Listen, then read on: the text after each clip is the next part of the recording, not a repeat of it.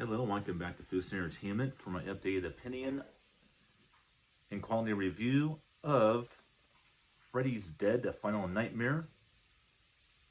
Now in 4K with HDR10 and Dolby Atmos. All right.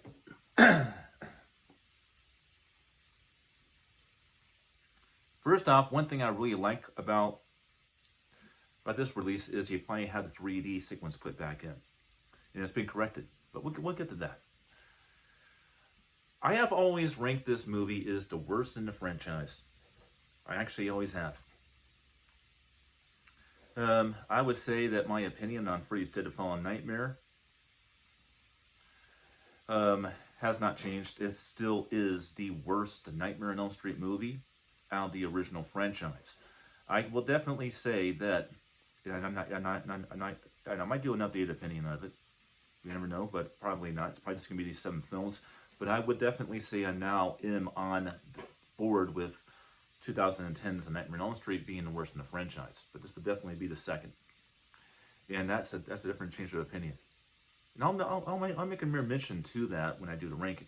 But we're just really talking about the updated versions of the 7 original Legacy Freddy Krueger films. What I think does not work so much about the movie, and I said it before and I'll say it again, is that it feels so much more like a Looney Tunes cartoon. It feels like a Looney Tunes cartoon. Way too much in the film. But it has raised my spirits a little bit, because if you can look past the Looney Tunes cartoon aspects of the film, there's actually a bit of a very interesting, ingenious story right under the surface, underneath all that crazy goofiness. And it's actually a nice cool story. Now, let's talk about the 4K HDR10.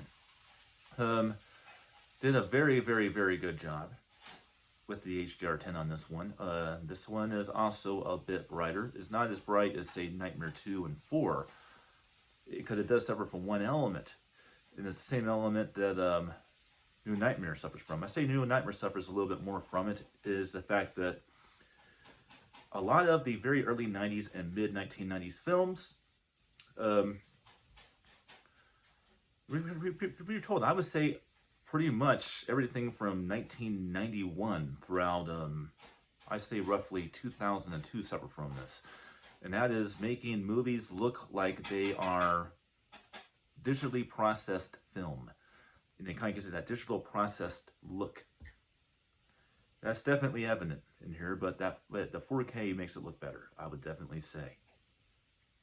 You still have that digital look to it, but there's no way around that. Now let's talk about the audio. Like I said in the previous video, these Dolby Atmos tracks are letting me hear things I never heard before. And I've seen all 7 of these original Nightmare on Elm Street films several times throughout my life. And I haven't heard nearly as many things in these films as I heard watching them in this box set. So yeah, that Atmos track really did bring it up. Now let's go ahead and talk about the 3D. Because the 3D actually has been updated. What happened in all previous versions, as well as the one you saw in the theaters in 1991, is the 3D was not balanced enough. It either went too far over to my left side here, or too far over to my right side over here. And it can never quite balance itself out like this.